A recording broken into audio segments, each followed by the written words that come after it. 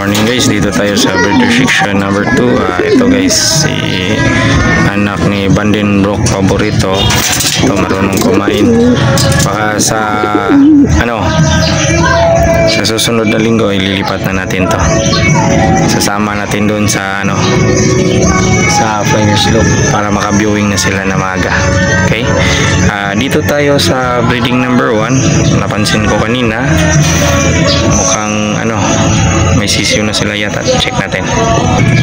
Itong kuya wala pa pala mga kuya, wala pa palang sisiyo ito pa, pero ito crack daw, may crack na yung nila yun, baka ito bukas to.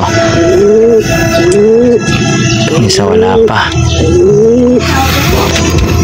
yun ito mga warriors natin. Update tayo kayo yung puti na dagit natin kapon. Ito kuya bali yung puti natin dito mga kuya, dalawa na yung isang may ring yan kahapon yung nadagit natin, tapos yung isa nakarang araw pala mga kuya, binitawan ko yung puti na yan, binitawan ko yung walang singsing na yan, binitawan ko bumalik ulit dito. Tapos ito may nagchat na sa akin sa kanya datong ibon ito, Jude Quarter yata yung pangalan ng niya, Facebook. Kukunin daw niya ito, may sisiw nga ito sabi niya, or bibitawan ko ito mamaya hapon.